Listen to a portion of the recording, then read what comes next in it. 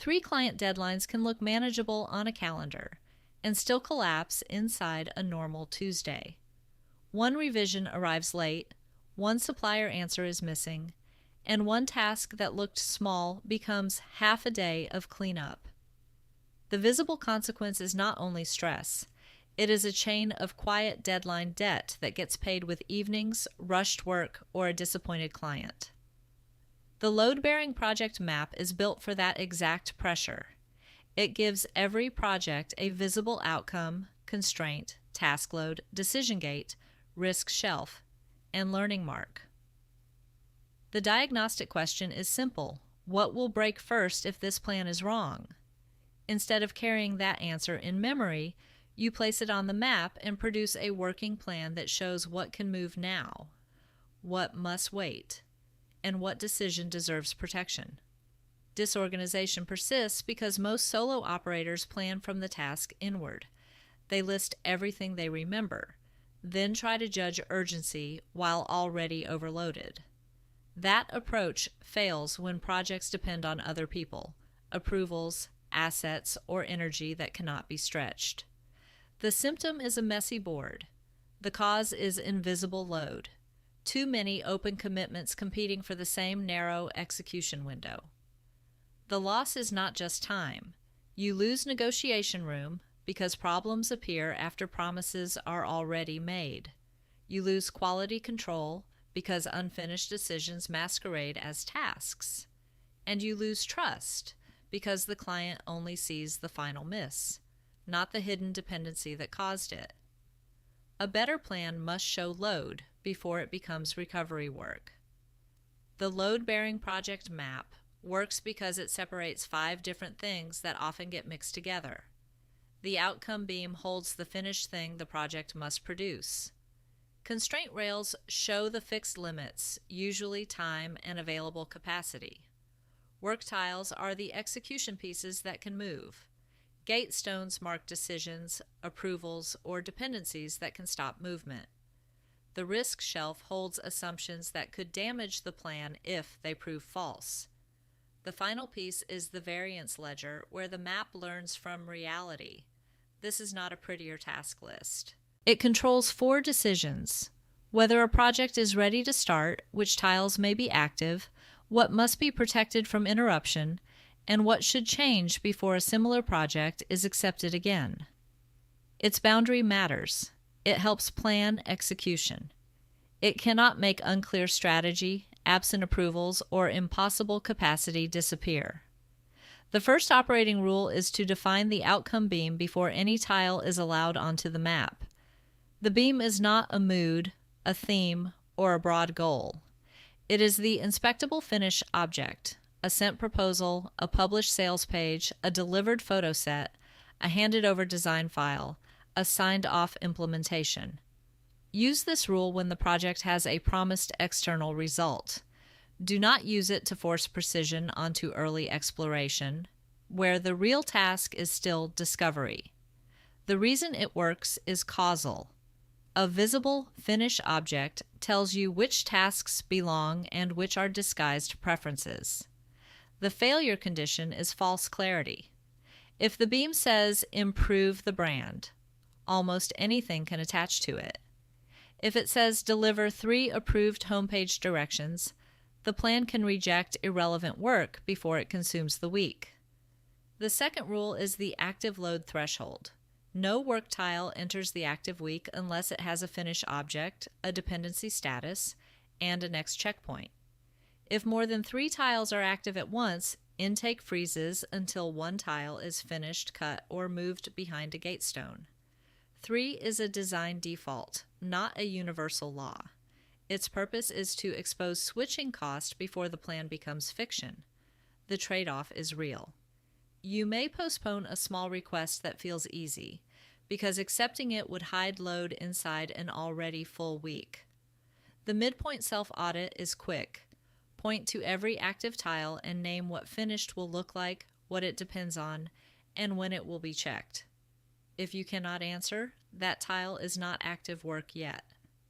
Consider a solo operator preparing a small digital product launch, while also serving 2 retainers. The visible constraint is a launch date 3 weeks away, and only 4 deep work blocks available each week.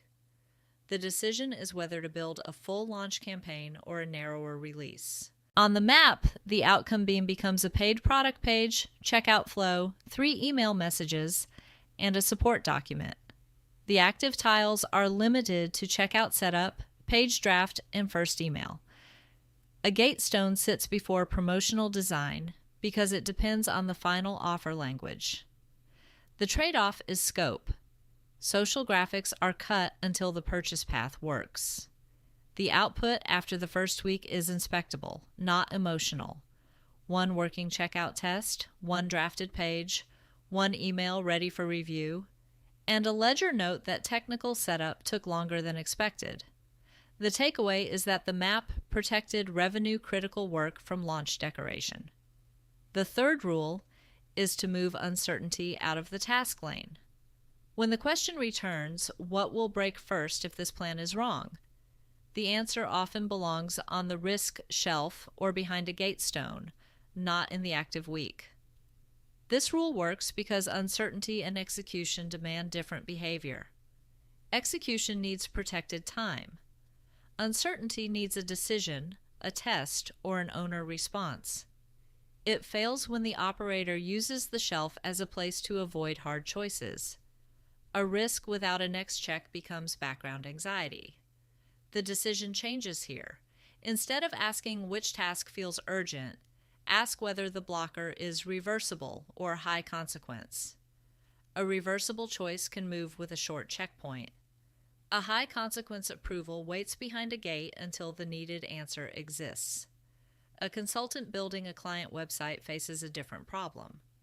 The client wants the site live before a conference, but product photos and final service descriptions are late. The first map places design, copy, build, and testing in the same lane. It fails by the second checkpoint because placeholder content creates rework. The learning loop changes the next attempt. The variance ledger records the cause. Content dependency treated as execution work. The revised map puts copy approval and image delivery behind gate stones, while the active week holds only wireframe structure, navigation decisions, and technical setup. The trade-off is visible. The consultant offers a simpler conference landing page instead of a full site. The output is inspectable. 1 approved page structure, 1 live temporary page, and a list of blocked full site tiles. The takeaway is not that disruption disappears, it is that the next plan stops pretending missing inputs are tasks the operator can complete alone. The most common misuse is filling the map once and treating it as proof of control. A plan becomes useful only when it is inspected at the gates. Another failure is overcutting the work into tiny tiles, which creates management effort without better decisions. A tile should be small enough to finish or inspect, but large enough to represent meaningful progress. A third failure is hiding client approvals inside your own workload. That produces guilt instead of leverage. If an outside answer controls movement, it belongs behind a gate stone. The response is specific. Pause intake, move blocked work out of the active lane, and record the variance before rebuilding the next week. The map is not a promise that deadlines will hold. It is a way to see which promise needs renegotiation before the miss becomes silent. Return to the opening Tuesday with 3 deadlines and 1 late revision.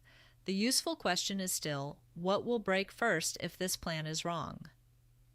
Now the answer has a place to go. Build the outcome beam before tasks.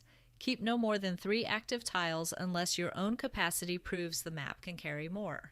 Move approvals, missing inputs, and fragile assumptions out of the task lane. Use gate stones to protect decisions that would create rework. Write 1 variance ledger mark whenever reality contradicts the plan, then change the next estimate, buffer, or scope boundary. The observable transformation is simple.